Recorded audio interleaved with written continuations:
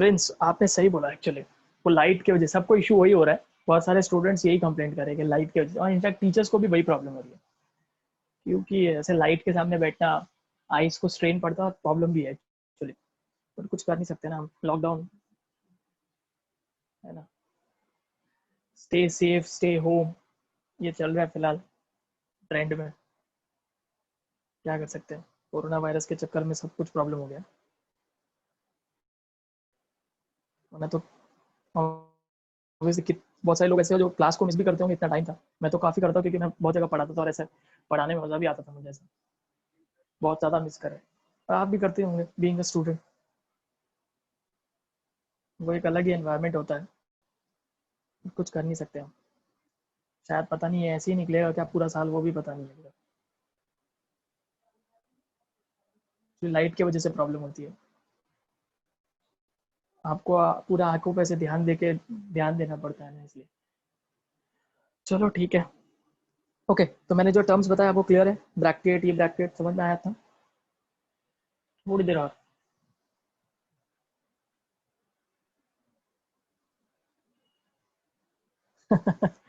Farewell, क्या पता, farewell वेयरवेल कहाँ करने जाएंगे, फिलहाल सिचुएशन देखो ना कितनी खराब है। आप लोगों का तो फिर भी हो गया था ना 10th स्टैंडर्ड का तो फेयरवेल, हाँ 10th स्टैंडर्ड का तो नसीब अच्छा है, फेयरवेल तो हो गया था एटलीस्ट।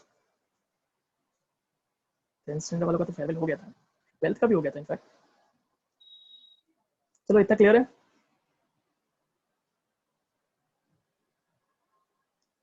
ओके। चलो आगे बढ़ते हैं। ओके, ब्रैकेट हो गया, ई ब्रैकेट हो गया, सब टर्म्स प्लीज देखो। एग्जाम्पल आप बाद में लर्न करो, एग्जाम्पल तो बहुत सारे हैं, तो इतने सारे एक साथ कितना भी लर्न करो भूल जाओगे। टर्म्स पहले क्लियर करो, कंसेप्ट पहले क्लियर रखो कि हाँ मैंने क्या बताया था, एक्टिनोमॉर्फिक क्या होता है, जाइगोमॉर्फिक क्या होता है, ब्रैकेट क्या होता है, ई ब्रैकेट क्या होता है, स्टिप्यूल, स्टेमेंस, कार्पेल, पिस्टिल, ये सब वर्ड्स पहले पता होना, पहले वो पता करने की कोशिश करो, उस पर वर्कआउट करो थोड़ा सा, ठीक है। चलो आगे बढ़ते हैं। ओके, नेक्स्ट टॉपिक, ये थोड़ा और अजीब है, इसको ध्यान से सुनना। देखो क्या लिखा है, based on the position of calyx, corolla and androecium in respect to the ovary of thalamus, in respect to ovary on the thalamus। कहने का मतलब ये है कि कैलेक्स, कोरोला और एंड्रोशियम, इन तीनों को साइड में रखो, इन तीनों को आपको कंपेयर करना है किसके साथ, गाइनोशियम के साथ। मतलब इन तीनों की position with respect to gynoecium. Gynoecium हमें पता है, गाइनोशियम का जो बल्जिंग पार्ट है, आप देख सकते हैं बल्जिंग पार्ट, जो बल्जिंग पार्ट है इसको ओवरी बोलते हैं, ठीक है। गाइनोशियम के अंदर आपने स्कूल में भी शायद पढ़ा होगा, तो पता होगा आपको ओवरी, स्टाइल एंड स्टिग्मा होता है, आगे डिटेल में आने वाला है, ओवरी, स्टाइल एंड स्टिग्मा होता है, ठीक है।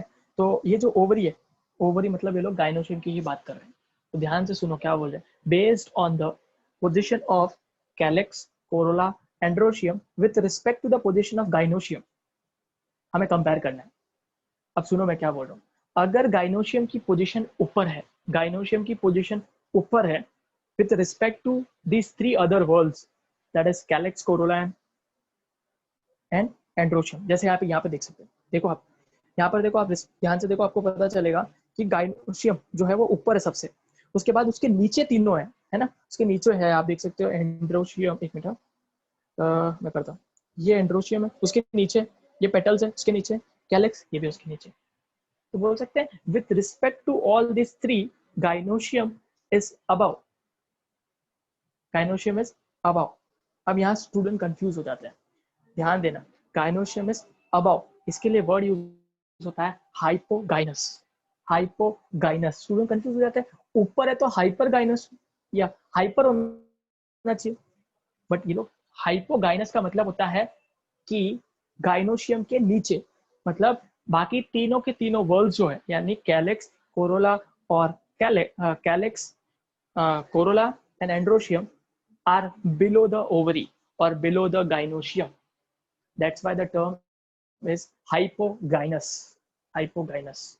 तो जब कभी भी, पहले सुन लो सब कुछ कंसेप्ट फिर पढ़ लेंगे, जब कभी भी ovary with respect to this three whorls is above, then that situation is known as hypogynous flower, hypogynous। And in this hypogynous flower, ovary is said to be superior. Ovary is said to be superior. क्यों? Ovary ऊपर है, इसलिए ovary के लिए क्या word पूछते हो exam में? नीट में एकदम सिंपल सा क्वेश्चन आता है, in hypogynous flower ovary is superior, inferior, ऐसा। ऑब्वियसली ऊपर है, सुपीरियर, तो ओवरी इज सुपीरियर। ठीक है। दूसरी कंडीशन, पहले सब कंडीशन समझ लेते हैं। दूसरी कंडीशन में क्या होता है, आप देख सकते हो दूसरी कंडीशन में क्या हुआ, थैलेमस जो है, थैलेमस देखो आप, थैलेमस पूरा कप शेप हो गया, थैलेमस जो है वो पूरा कप शेप हो गया। ये थैलेमस है, क्योंकि हमें कैसे पता चला यही थैलेमस है? क्योंकि हमें पता है कि थैलेमस कैसे आइडेंटिफाई किया जाता है, जहां पर चारों के चारों वर्ल्स ग्रो होते हैं, उसी पोर्शन को हम थैलेमस बोलते हैं। तो वर्ल्स कहाँ ग्रो हो रहे हैं? इसी पोर्शन पर। बट आप यहाँ से ध्यान से देखो, इसमें थैलेमस कप शेप हो गया है, ठीक है। और जितने भी वर्ल्स है, यानी कैलिक्स, कोरोला और एंड्रोशियम, गाइनोशियम के रिस्पेक्ट में ऊपर है, गाइनोशियम के रिस्पेक्ट में ऊपर है, तो इसको हम बोलते हैं epigynous. AP means hypo means below, ठीक है। इस ऐसे फ्लावर को हम बोलते हैं एपीगाइनस फ्लावर, एपीगाइनस फ्लावर, ठीक है। इसमें पूछेंगे ओवरी कैसी है, आप देख सकते हो ओवरी नीचे है, ओवरी यहां से स्टार्ट हो रही है। So in this condition, in epigynous flower, ovary is said to be in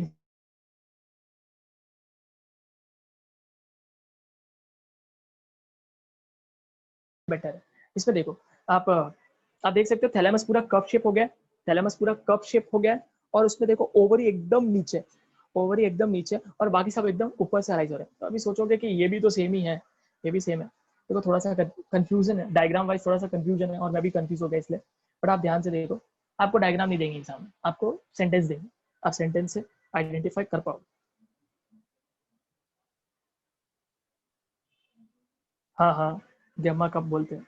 आप जो स्पेलिंग बोल रहे हो गम्मा नहीं है, वो गैमा है, GEMMA होता है, सौरभ, गैमा, ठीक है। वो प्लांट किंगडम में है आगे। ओके, तो आप देख सकते हो ये थैलेमस कैसा हो गया है, पूरा कप शेप हो गया और पूरा कवर कर रहा है, ऊपर जाके एनक्लोज कर रहा है, ओवरी पूरी अंदर चली गई और बाकी सब उसके ऊपर से अराइज हो रहे हैं। तो this condition is known as epigynous. While, हालांकि इसमें भी वैसे ही दिख रहा है, बट मैं आपको बता दूं, इसमें ऐसा बोला गया है कि जब कभी भी तीनों एक ही लेवल पर होते हैं, तीनों ऑलमोस्ट एक ही लेवल पर होते हैं। डायग्राम में ऐसा लग रहा है ये भी तो कप शेप ही है, but literally believe me, sentence देंगे आपको, डायग्राम नहीं देंगे। और अगर डायग्राम दिया भी एग्जाम में तो आप रट के जाओ कि ऐसे दो डायग्राम दिखे तो समझ जाओ ये पेरीगाइनस के डायग्राम, ऐसा पूरा कवर हो गया, एनक्लोज हो गया, एपिगाइनस है। ये तो आराम से आइडेंटिफाई कर सकते हैं, ठीक है। बाकी कुछ कर नहीं सकते हम, थोड़ा स्लाइटली कंफ्यूजिंग पार्ट है ये। पेरी का मतलब आप ध्यान रखना, कभी भी पूरे बायोलॉजी में पेरी का मीन्स PERI, पेरी का मतलब होता है अराउंड, आजू बाजू। तो जब कभी भी गाइनोशियम के आजू बाजू ही तीनों वर्ल्स होंगे, यानी एंड्रोशियम, कैलेक्स और corolla, that is known as perigynous, that is known as perigynous. फिर क्वेश्चन आराइज होता है कि इसमें ओवरी कैसी होगी, तो इसमें ओवरी सुपीरियर, इंफीरियर दोनों बोल सकते हो आप, ठीक है। इसमें आप वर्ड यूज करते हैं हाफ इंफीरियर और हाफ सुपीरियर, ठीक है। इसे इतना याद रखो कि इसके अंदर ओवरी कैसे कंसिडर होगी, एग्जाम में दोनों वर्ड यूज हो सकते हैं, हाफ इंफीरियर और हाफ हाफ सुपीरियर, दोनों ही सही है। एनसीईआरटी ने क्या दे रखा है, हाफ इंफीरियर, ठीक है। हाफ इंफीरियर भी सही है, हाफ सुपीरियर भी सही है। और अगर एग्जाम में क्वेश्चन आ जाए, स्पेशली नीट के अंदर, तो आपको पता है एनसीईआरटी वालों ने हाफ इंफीरियर लिखा है, तो आपको हाफ इंफीरियर ही फॉलो करना है, ठीक है, क्योंकि हमें एनसीईआरटी के अकॉर्डिंग फॉलो करना होता है। अभी पढ़ते हैं तो आपको और ज़्यादा क्लियर समझ में आ जाएगा। चलो, मैं कंटिन्यूस बोल रहा हूँ, मेरा थोड़ा सा थ्रोट में पेन हो रहा है, तो एक काम करो, इतना सा आप एक बार पढ़ो, चलो थोड़ी देर मैं रुक लेता हूँ, तब तक आप पढ़ो, फिर मैं वापस आपको पढ़ के बताऊँ। चलो पढ़ो, इतना प्लीज़ बैठे मत रहना, पढ़ो।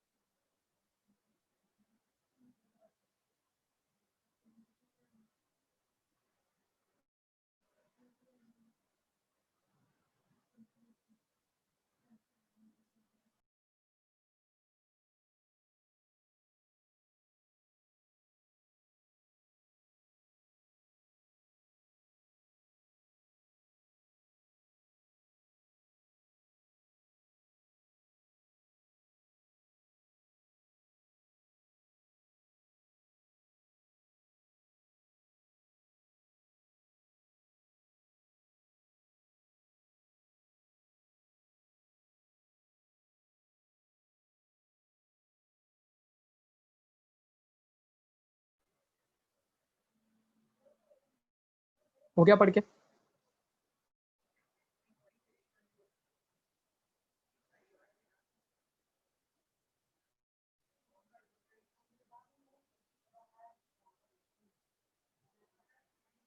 Okay.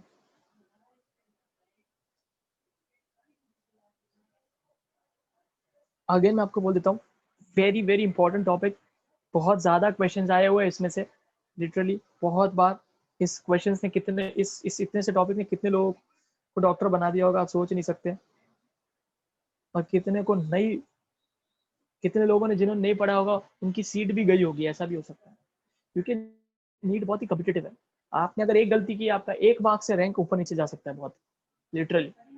सिर्फ एक मार्क आपको 250 से नीचे गिरा सकता है रैंक में, 250 से, आप सोच नहीं सकते ये। तो 4 मार्क्स जाना, एक क्वेश्चन के पीछे 4 मार्क्स होते हैं, ठीक है। अगर आप राइट करते हो, दो स्टूडेंट है, दोनों सेम नंबर पे, समझो दोनों ने इतने राइट किए कि दोनों के 500 मार्क्स आ रहे हैं अभी फिलहाल। तो अगर समझो एक ने राइट किया तो उसका 504 हो जाएगा, और एक ने अटेम्प्ट ही नहीं किया तो वो 500 पे ही रह जाएगा, और आप और 504 में 1000 का डिफरेंस होगा। समझ में आया? वो अगर अटेम्प्ट किया तो नेगेटिव मार्किंग भी होगी। तो इसलिए बोल रहा हूँ।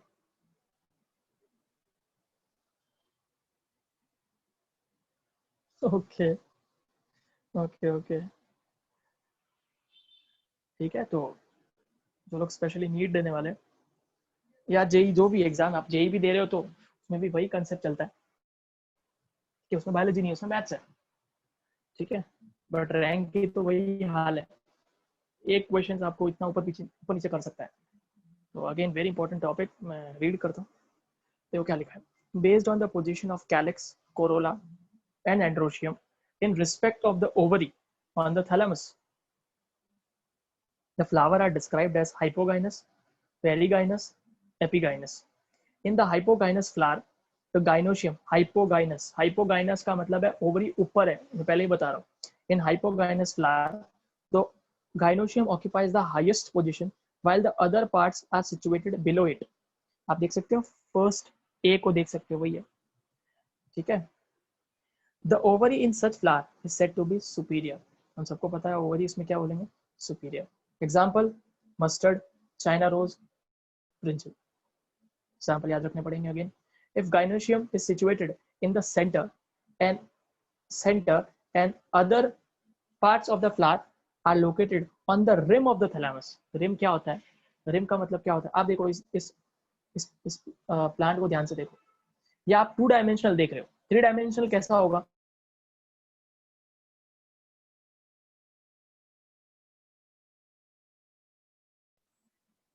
देखूंगा तो कैसा दिखेगा, ऑब्वियसली सर्कल। ऊपर से कैसा दिखेगा, सर्कल। है ना। आपके सामने कोई ऐसी चीज रखूं, सर्कल को आपके सामने रखूंगा तो आपको ऐसे 2 डायमेंशनल ऐसे दिखने वाला है, ऊपर से देखोगे तो ये सर्कल दिखेगा ना ये तो यहाँ पर आप देख सकते हो टायर होता है ना, टायर, समझो ये साइकिल का टायर है, तो साइकिल के टायर के अंदर क्या होता है, स्पाइक्स, ये स्पाइक्स है। तो ये वाला पोर्शन जो होता है ना जिसको रिम देख सकते हो, इसके ऊपर ही तो ग्रो है, ये क्या है, this is rim, this is rim, ठीक है। ओके, तो क्या लिखा हुआ है, तो okay, if the gynoecium is situated in the center and the other parts of the flower are located on the rim of the thalamus almost at the same level, देखो लिखा है almost at the same level, जबकि diagram में ऐसा कुछ नहीं लग रहा है, ठीक है। It is called perigynous. The ovary here is said to be half inferior. Example is plum, rose, peach. ठीक है। In epigynous flower, the margin of the thalamus grows upward, enclosing the ovary completely. देख लो, enclosing the ovary completely. मैं बोल रहा हूँ ना, sentence exam में दिया रहेगा, आप आराम से पहचान लोगे। And getting fused with it, the other parts of the flower arise above the ovary. Hence, the ovary is said to be inferior, as in the flower of guava and cucumber, and the ray florets of sunflower. ठीक है, and the रे florets of sunflower. अब ये क्या होता है ray florets, आप सबने सनफ्लावर देखा होगा, ठीक है। सनफ्लावर अगर आपने देखा होगा तो आपको पता है सनफ्लावर के सेंटर में ब्राउनिश पोर्शन होता है, सनफ्लावर के सेंटर में ब्राउनिश पोर्शन होता है, और साइड में उसके लेटरल साइड में आप देखोगे तो येलोइश पोर्शन होता है। तो असली में आप सनफ्लावर को देखते हो तो आपने कहीं पे भी जहाँ पे भी देखा है टीवी में या कहीं पे भी, तो ऐसा ही होता है। तो सनफ्लावर जो अंदर बीच में जो ब्राउनिश पोर्शन होता है या ब्लैकिश जो आपको दिखता है, वो भी एक्चुअली फ्लावर है, वो भी एक्चुअली फ्लावर है, ठीक है। वो भी एक्चुअली फ्लावर होता है अकॉर्डिंग टू बायोलॉजी। और जो आप जो येलो येलो पोर्शन देख रहे हो उसके, वो भी क्या है, फ्लावर है। तो उसके अंदर है ना, वो जो सेंटर में होते हैं ना, उसको हम बोलते हैं रे फ्लोरेट्स, और जो दूसरी की तरफ उसको बोलते हैं पेरिफेरल फ्लोरेट या डिस्टल फ्लोरेट्स, ऐसे कुछ वर्ड है, ठीक है। इतना याद रखो, इतना याद रखो, सनफ्लावर में 2 टाइप के फ्लावर होते हैं अभी के लिए, ठीक है। Ray florets of sunflower, example as it is. Clear है, इतना पोर्शन क्लियर।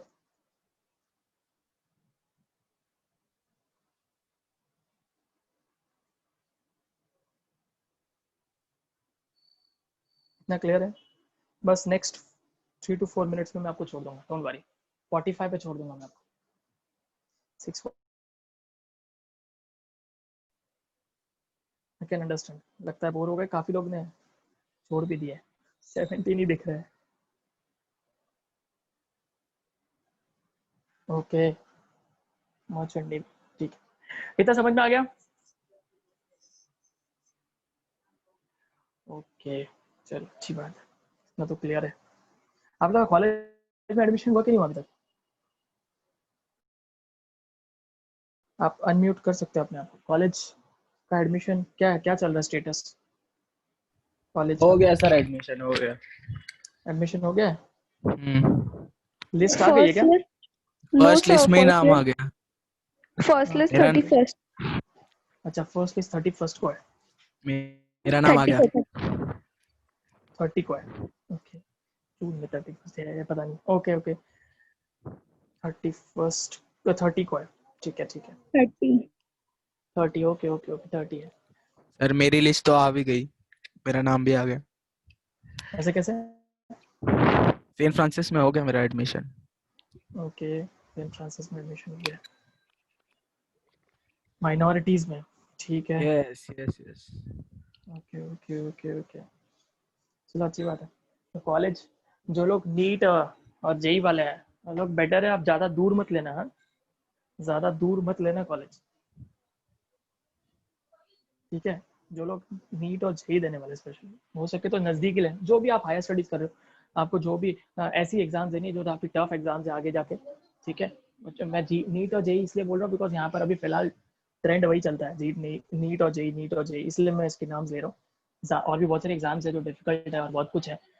तो अगर आपको लगता है, मेरे को बाकी एग्जाम्स के बारे में इतना आइडिया नहीं है, अगर आपको पता है उसके बारे में फॉर्मेट, और अगर वो डिफिकल्ट लेवल पर है, तो प्लीज़ हो सके तो कॉलेज ज़्यादा दूर मत लेना, वरना क्या ट्रैवलिंग में आपका टाइम चला जाएगा, बहुत अननेसेसरीली आपको ट्रैवल करना पड़ेगा, इतना सारा ट्रैवलिंग में टाइम वेस्ट होगा, पढ़ाई कब करोगे?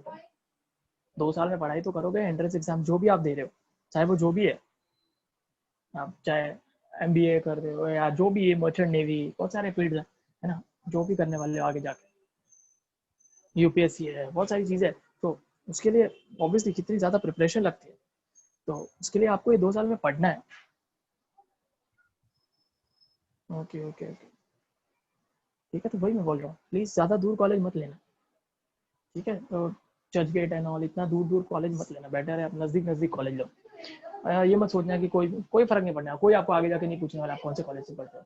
पहले होता था ये सब, बहुत पहले, आज से 20-25 साल पहले अगर ऐसा होता था कि हाँ आप कौन से कॉलेज से पढ़ रहे हो वो मैटर करता था। अभी वो सब मैटर ही नहीं करता, अभी आप क्या हो प्रेजेंटली वो मैटर करता है, प्रेजेंट किस फील्ड से हो, वो सब आपका स्टेटस डिसाइड करता है, कॉलेज कुछ नहीं है, 12th के मार्क्स भी कुछ नहीं डिसाइड करने वाले आपके।